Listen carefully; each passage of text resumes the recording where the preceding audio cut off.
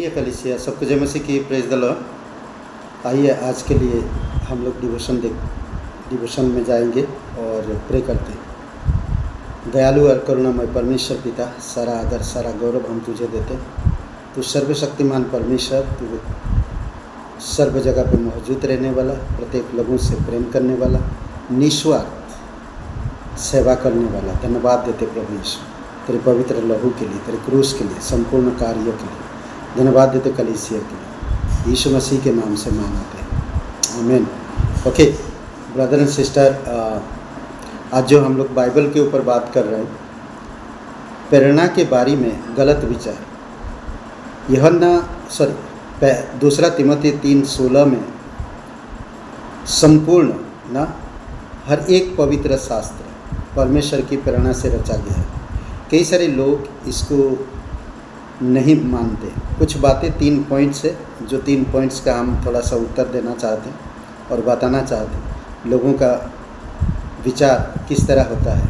यह कि पवित्र शास्त्र के कुछ ही भाग प्रेरित है। लोग कहते हैं सिर्फ कुछ ही भाग प्रेरित है, सारे के सारे पवित्र बाइबल प्रेरित नहीं है।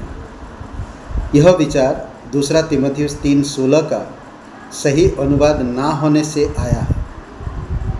दूसरा तिमोथी 3:16 को सही अनुवाद ना करने से होता है ऐसा। कई बार बाइबल की वचनों को हम सही से अर्थ ना समझना, अनुवाद ना करना, तो हम बहुत मिस्टेक कर सकते हैं। तो दूसरा तिमोथी 3:16 का सही अनुवाद ना होने से आया है कि प्रेरणा से रचा गया हर एक पवित्र शास्त्र लाभदायक है। इसका अगर उत्तर हम देखते हैं, पवित्र शास्त्र का प्रत्येक भाग प्रेरित है, अन्यथा एक भी नहीं। प्रत्येक भाग उत्पत्ति से लेकर प्रकाशित वाक्य तक, हर एक पॉइंट्स, हर एक वचन, हर एक किताब प्रेरित है। ओके, या तो फिर एक भी नहीं।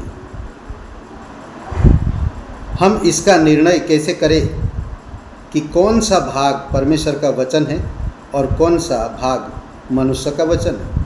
इसमें डाउट होएगा। दूसरा ये समझते हैं गलत विचार, यह कि परमेश्वर ने वचन को मशीन की तरह लिखवाया है कि मनुष्य अपनी ओर से उसे ना लिखकर जो बातें उन्हें बताया गई उसे लिख डाले। दूसरा पतरस का पहला अध्याय 20-21 वचन को अगर हम देखते हैं तो मनुष्य के द्वारा लिखा है। तो इसका उत्तर बाइबल के लेखकों का व्यक्तित्व, शब्दों का चुनाव और शैली इस विचार का खंडन करती है। यदि ऐसा होता तो परमेश्वर प्रदत्त उनकी स्वतंत्रता इच्छा का उल्लंघन होता। ओके, कई बार इंसान को परमेश्वर प्रेरित करता है और उनके द्वारा वो लिखता है। समझ रहे हैं? तीसरा बात यह कि शब्दों को नहीं बल्कि मनुष्य को अनुप्रमाणित किया। इसका उत्तर पवित्र आत्मा ने लेखकों को निर्देश और प्रभावित किया, परंतु जिन शब्दों को उन लोगों ने लिखा वे अनुप्रमाणित है, परमेश्वर से अनुप्रमाणित। इसके अलावा ये पद यह नहीं बताते कि मानवीय लेखक अनुप्रमाणित थे। यह विचार वचन के अधिकार को हल्का करता है और विषय पद में गलतियों के लिए द्वार खोल देता है। प्रेरणा, ये 3 बातें अगर आप ध्यान से देखते हैं, कल मैंने बताया प्रकाशन, पवित्र शास्त्र का संदेश, प्रकाशन, इसमें बातचीत की प्रक्रिया और विषय वस्तु दोनों शामिल है। प्रेरणा एक विधि जिसके द्वारा परमेश्वर ने अपने प्रकाशन को पवित्र शास्त्र के रूप में लिखवाया। निर्भरता, परम सच्चाई और विशुद्धता का परिणाम पवित्र शास्त्र है। ओके, इसमें कोई मिलावट नहीं, कोई इंसान की सोच नहीं, कोई इंसान की स्वतंत्रता की आज़ादी नहीं, बल्कि परमेश्वर की आत्मा के द्वारा लिखा गया है। प्रेरणा की बाइबल सम्मत परिभाषा। पहला थिस्सलुनीय का 2 अध्याय वचन 13। प्रेरणा का अर्थ परमेश्वर ने अनुप्रमाणित है और यह उस पद्धति को बताता है जिसके द्वारा पवित्र आत्मा ने पवित्र शास्त्र के मानवीय लेखकों को प्रभावित किया और लिखने के लिए निर्देशित किया था। मनुष्य के लिए परमेश्वर के वचन को बिना त्रुटि एवं लेखकों के व्यक्तित्व का उल्लंघन किए बगैर सुरक्षित रखने का निर्देश दिया था। आप पढ़ सकते इस वचन को पहला थिस्सलुनीय का 2 अध्याय वचन 13 में।